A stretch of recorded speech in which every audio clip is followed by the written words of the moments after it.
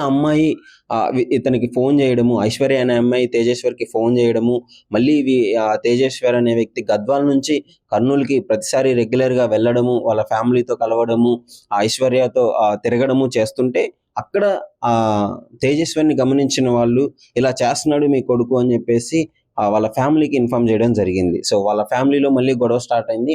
ఎందుకు నువ్వు క్యాన్సిల్ అయిపోయిన తర్వాత మళ్ళీ ఆమెతో తిరుగుతున్నావు అని చెప్పిన తర్వాత నేను చేసుకుంటే ఆ అమ్మాయినే చేసుకుంటాను, నేను ఇంకెవరిని చేసుకోను అని చెప్పేసి ఫ్యామిలీలో గొడవ కావడంతో ఫ్యామిలీ చేసేది ఏం లేక పాపం పెళ్లికైతే ఒప్పుకోవడం జరిగింది. సో పెళ్లి ఒప్పుకిచ్చుకున్న తర్వాత మే 18న అయితే పెళ్లి చేసుకోవడం జరిగింది. సో ఇప్పుడు అబ్బాయి వాళ్ళ ఫ్యామిలీకి అయితే ఈ పెళ్లి అసలు ఇష్టం లేదు అనే చెప్తున్నారు. బట్ అమ్మాయి వాళ్ళ ఫోర్స్ వల్ల ఒప్పుకోవడం జరిగింది అని అంటున్నారు.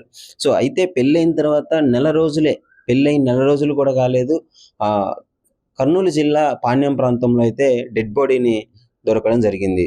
దాదాపు 5 రోజులు ఇంట్లో నుంచి మిస్ అయ్యాడు తేజేశ్వర్ అనే వ్యక్తి. అసలు మిస్ అయిన తర్వాత పోలీస్ కంప్లైంట్ ఇచ్చారు. గద్వాల్లో పోలీస్ కంప్లైంట్ ఇచ్చిన తర్వాత వెతకడం స్టార్ట్ చేశారు. అయితే గద్వాల్లో మిస్ అయిన వ్యక్తి కర్నూలులో పాణ్యంలో శవమై కనిపించాడు. సో ఈ విధంగా అట్లా కనిపించడంతో ఆ అమ్మాయి మీద కూడా డౌట్ వచ్చింది. పోలీస్ వాళ్ళు ఎంక్వైరీ ప్రాసెస్లో తెలిసింది ఏంటంటే సుపారీ ఇచ్చారు. ఎవరు? ఐశ్వర్య వాళ్ళ మదర్కి గవర్నమెంట్ ఆఫీసర్ అంట, ఆయన బ్యాంక్ ఎంప్లాయీ అంట, ఆయనతో అక్రమ సంబంధం